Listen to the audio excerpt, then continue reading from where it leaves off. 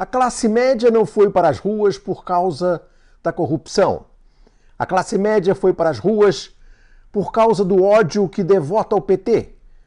A classe média foi para as ruas com medo de o filho da empregada tomar o lugar no emprego do filho da madame.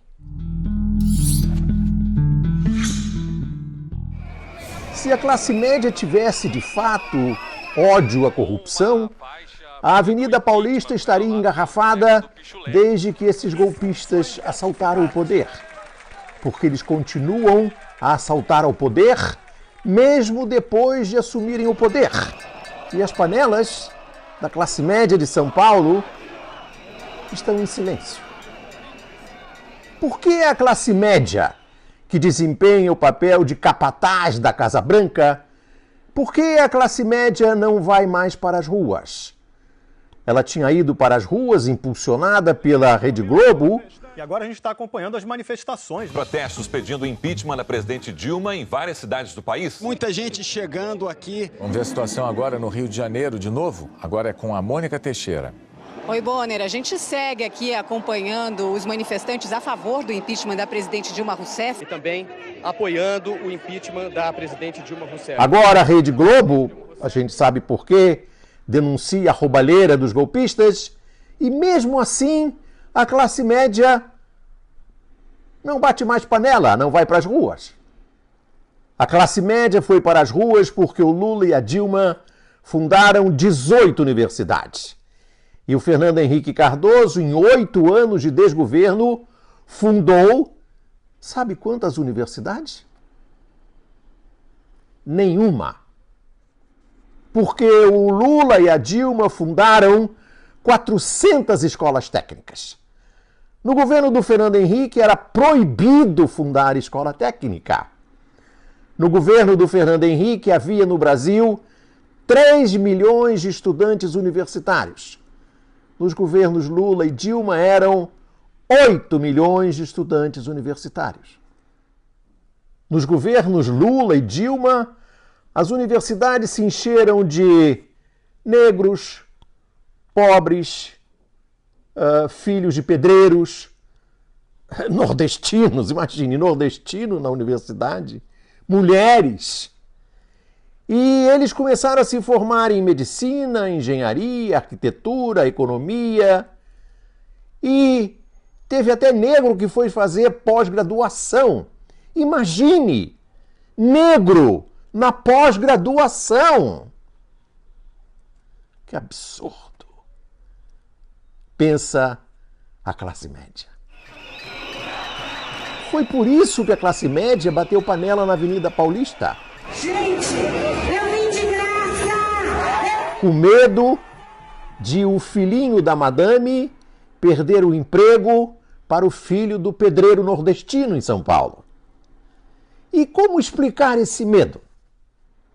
Uma maneira de explicar esse medo é perceber que o Fernando Henrique não abriu nenhuma universidade. E por quê? Porque a classe média, capataz da Casa Grande, de que o Fernando Henrique era mordomo de luxo, a classe média queria ter o monopólio do conhecimento. Monopólio do conhecimento significa salário, significa ascensão social, significa romper os grilhões da origem social. Por isso, Fernando Henrique Cardoso não abriu nenhuma universidade para manter a distância dos pobres. Deixar ralé na senzala.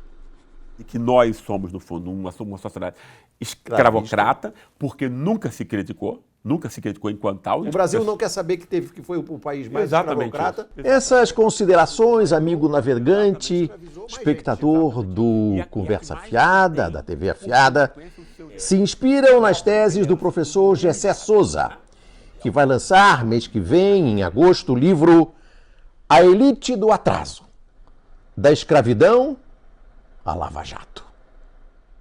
Uma das teses do professor Gessé de Souza é que os intelectuais da USP, por exemplo, o Sérgio Buarque de Holanda, o Fernando Henrique Cardoso, com a sua teoria da dependência, botaram na cabeça da classe média, e a classe média nada mais é do que o capataz da Casa Grande, e o mordomo de luxo da Casa Grande é o Fernando Henrique Cardoso.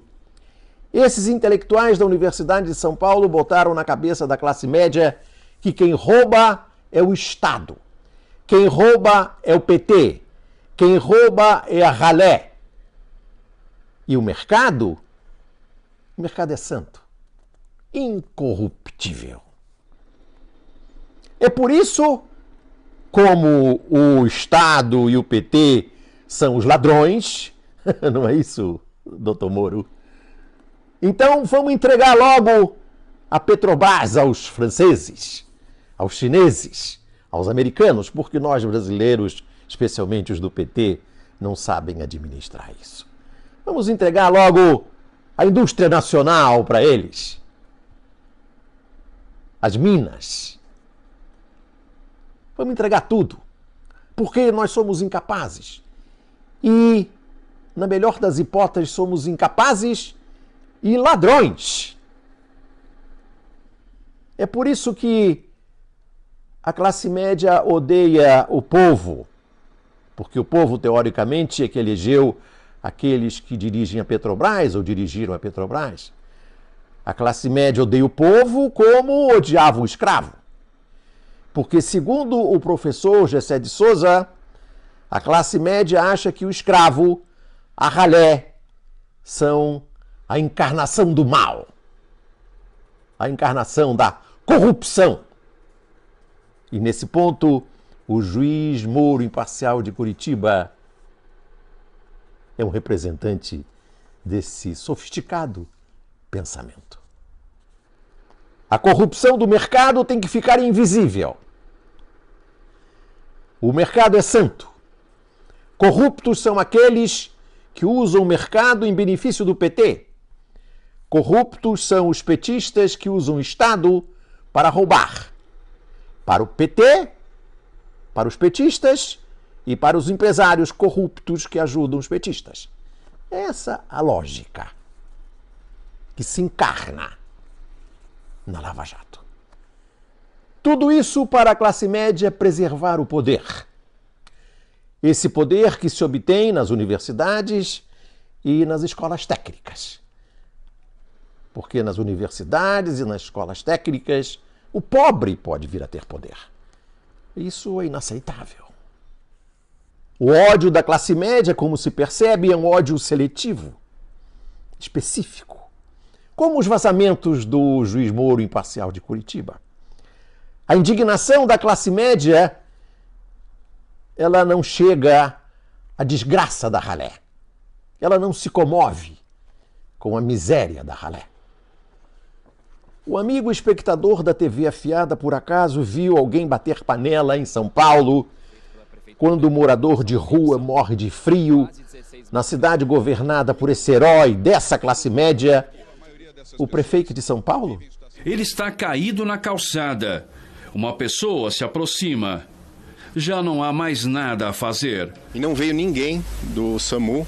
E infelizmente, em decorrência do frio, né, que ficou bem acentuado aí de madrugada, ele veio a falecer. O amigo espectador da TV Afiada viu alguém bater panela, ir para a Avenida Paulista em protesto, porque um carroceiro foi assassinado a sangue frio no bairro de Pinheiros, um dos principais centros de comércio popular da cidade. Alguém viu? Aí as panelas ficam mudas. Ficam mudas porque a filha da empregada doméstica não vai tomar o emprego da filhinha da madame.